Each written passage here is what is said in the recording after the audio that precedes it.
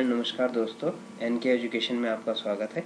और यहाँ हम बात करने वाले हैं आज फॉर्म्स इन एचटीएमएल की। That means how you can create the forms in HTML. तो बेसिकली आप फॉर्म का यूज़ तभी करते हैं जब आपको किसी यूजर से इनपुट्स की ज़रूरत होती है या डाटा को कलेक्ट करना होता है, राइट। तो यहाँ मैं आपको प्रैक्टिकल के साथ में हमेशा बताते आए और आज भी मैं ये प्रैक्टिकल के साथ ही आपको बताने जा रहा हूँ कि कैसे आप फॉर्म क्रिएट करेंगे।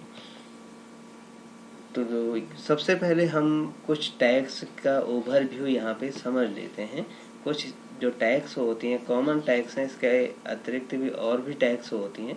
तो यहाँ कुछ टैग्स मैं डिस्कस करने जा रहा हूँ, उनको ध्यान से पहले समझ जाइए, एक ओवरव्यू आपके माइंड में आ जाएगा, फिर हम प्रैक्टिकल पार्ट में जाएंगे। तो पहले यदि देखेंगे तो सबसे पहले form tag. Form tag is basically used for creating the form.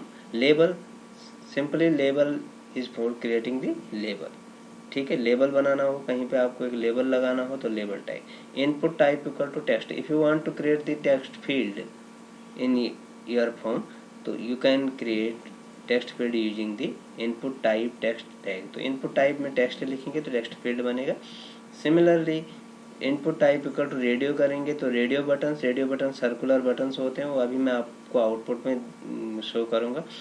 Input type equal to check box में आपको पता है रेक्टेंगुलर बॉक्स होता है जिसपे हम यदि क्लिक करें तो वहाँ टिक मार्क हो जाता है। Input type equal to submit, input type reset and button. यहाँ पे देखिए सबमिट यदि फॉर्म को करना है उसके लिए हम सबमिट बटन बनाएंगे, लेकिन ध्यान रखेंगे आप कि इससे केवल बटन बनेगा, ना कि वो फॉर्म सबमिट होगा। ये मैं बताता हूँ कि इसके लिए यदि सबमिट करना होता है तो उसके लिए क्या करना होता है। आगे input type equal to reset, input type equal to reset, देखिए इससे रिसेट का बटन बनेगा। यदि आपने फॉर्म को फिल किया और रिसेट का बटन प्रेस किया तो दोबारा से वो ब्लैंक हो जाएगा। Input type equal to button, और सिंपल यदि अदर कोई बटन बनाना है सबमिट और रिसेट के अलावा तो आप input type equal to button का यूज करेंगे, राइट। तो ध्यान देंगे, एक मैं आपको एक चीज़ यहाँ पे बताने जा रहा हूँ कि देखिए HTML की कुछ लिमिटेशंस हैं। लिमिटेशन से मतलब using the HTML you can create static websites. Static यदि पेज आपको बनाने हैं तो आप HTML में बेसिकली उसको आराम से बना सकते हैं, लेकिन यदि आपको डायनेमिक बनाने हैं, डायनेमिक वेबसाइट बनानी है तो आपको अदर स्क्रिप्ट जो सर्वर साइड की स्क्रिप्ट होती हैं उनका नॉलेज भी होना चाहिए। तो मैं आपको समझा क्या रहा हूँ यहाँ पे। फॉर एग्जांपल ये सबमिट का बटन है, यदि मैं सबमिट का बटन बनाने जा रहा हूँ और सबमिट पे क्लिक करूँ, फॉर्म सबमिट तभी होगा जब मैं उसके लिए सर्वर साइड की स्क्रिप्ट को लिखूँगा, तब तक ये सबमिट नहीं होगा। तो इस चीज़ का आप ध्यान रखेंगे कि you can create only interface. ये इंटरफेस जो बटन का इंटरफेस ये सब कुछ ये आप बना सकते हैं। रिसेट का बटन, लेकिन वो बटन फंक्शन जो है सबमिट का बटन तभी करेगा जबकि आप उसके लिए सर्वर साइड की स्क्रिप्टिंग का यूज करेंगे, राइट। तो ये हमने यहाँ पे एक ओवरव्यू समझा है कि कौन कौन सी कॉमन टैग्स होती हैं। मैंने आपको जैसे बताया कि जो और बाकी की टैग हैं उनको भी हम आगे डिस्कस करेंगे, लेकिन जो कॉमन है तो एक सिंपल फॉर्म कैसे क्रिएट होता है इसके बारे में हम आज ये जान रहे हैं कि किस तरीके से एक सिंपल फॉर्म क्रिएट कर सकते हैं। तो इसके लिए हम अब चलते हैं प्रैक्टिकल पार्ट की तरफ। तो प्रैक्टिकल पार्ट में हम ये देखेंगे। तो अब हम आ गए हैं प्रैक्टिकल पार्ट में। यहाँ पे आपको इधर लेफ्ट साइड में यदि आप देखेंगे तो यहाँ आपको इनपुट दिखाई दे रहा है, राइट साइड में ये आपका आउटपुट है। तो सिंपली हमने यहाँ पे क्या सीखने की हम कोशिश कर रहे हैं कि ये राइट साइड में यदि देखें तो टेक्स्ट बॉक्स है, टेक्स्ट बॉक्स जिस पे आप कुछ भी टाइप करते हैं, ये टेक्स्ट बॉक्स है। ये साइड में लेबल है। इसके बाद यहाँ पे आपको दिखाई दे रहा होगा ये चेक बॉक्सेस हैं, ये आपके रेडियो बटन्स हैं, और ये सबमिट बटन है और रिसेट बटन। तो रिसेट बटन जैसे आपने क्लिक किया तो वो फॉर्म दोबारा से आपको फिल करना होगा और रिसेट हो गया। तो थोड़ा सा इसके कोडिंग देखें पहले। यहाँ यदि HTML आप जानते हैं तो इतना आपको पहले से पता है।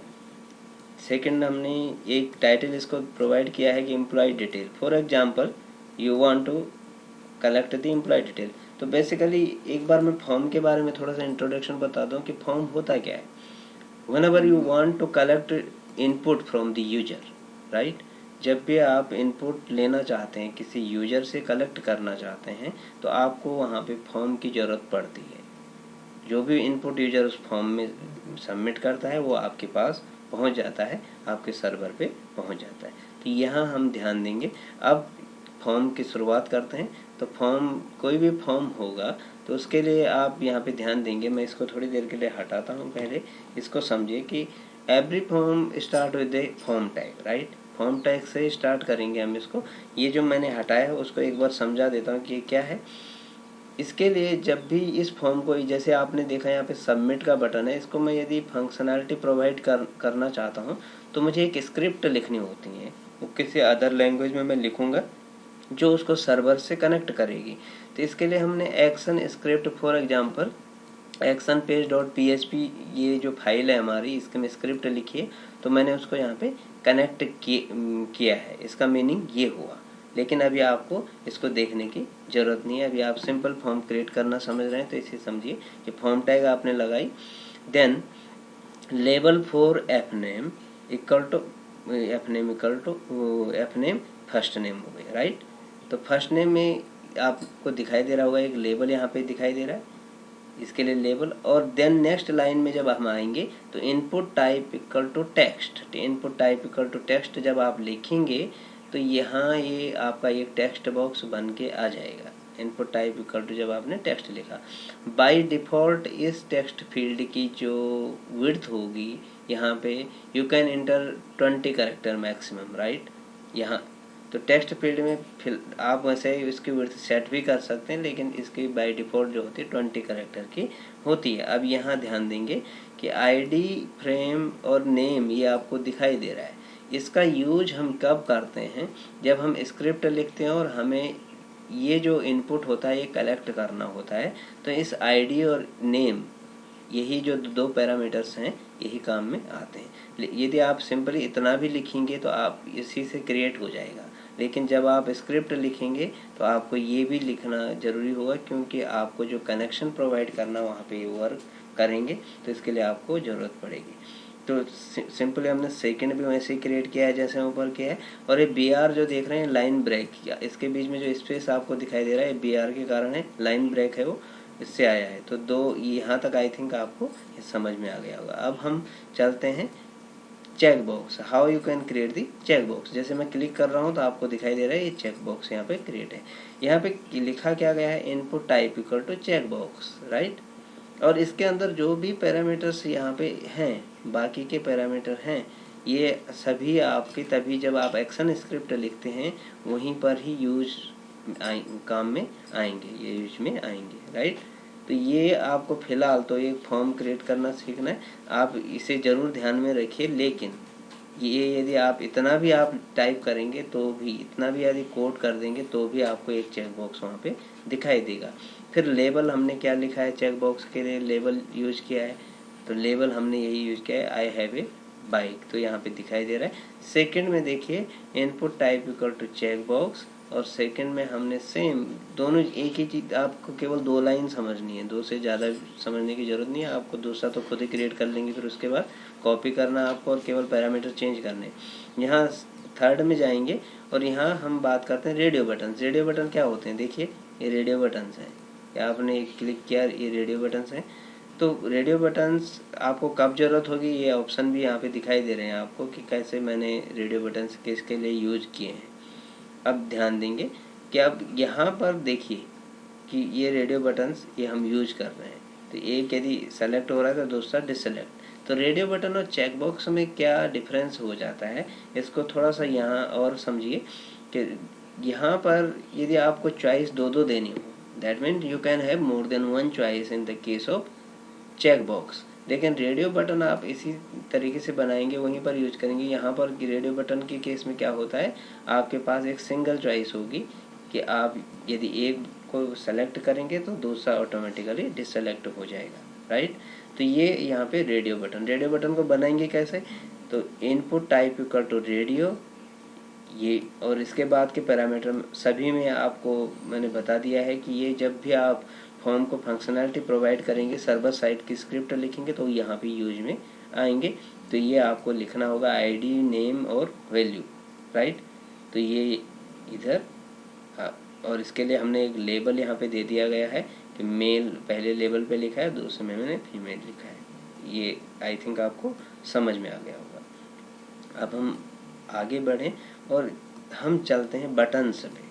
How you can create the buttons. Button में मैंने पहला बटन जो है यहाँ पे सबमिट का बटन है, आपको दिखाई दे रहा होगा ये सबमिट का बटन है। आपने इतना ये राइट किया, ये सबमिट का बटन क्रिएट हो गया। Second button input type equal to reset किया है, रिसेट के बटन के लिए हमने यहाँ पे रिसेट का बटन बनाया। लेकिन यदि आपको एक सिंपल कोई अदर बटन बनाना है तो उसके लिए आप इनपुट टाइप इक्वल टू यहाँ पे बटन लिखेंगे, सबमिट नहीं लिखेंगे। सबमिट बटन सबमिट के लिए यूज होगा, रिसेट बटन रिसेट के लिए हो जाएगा। जैसे आप देखेंगे कि मैं यहाँ पे ये फॉर्म फिलअप करता हूँ, कुछ भी मैं यहाँ पे नाम लिखता हूँ, ठीक है। हमने लिखा अमित कुमार, अमित, और हमने सेकंड में लिखा कुमार, ये हमने फिल किया और हम जो चेक बॉक्स हैं सब सेलेक्ट कर दिया। रिसेट किया तो रिसेट के बाद आपको दिखाई दे रहा होगा कि दोबारा से ब्लैंक हो गया, ब्लैंक फॉर्म हो गया, फिर दोबारा से आपको भरना होगा। तो ये इतना जो है ये बेसिक टैक्स थी। जो इसके बाद आप 10 चेक बॉक्स बनाइए, 1 बनाइए, ये डिपेंड करता है आपके रिक्वायरमेंट क्या है।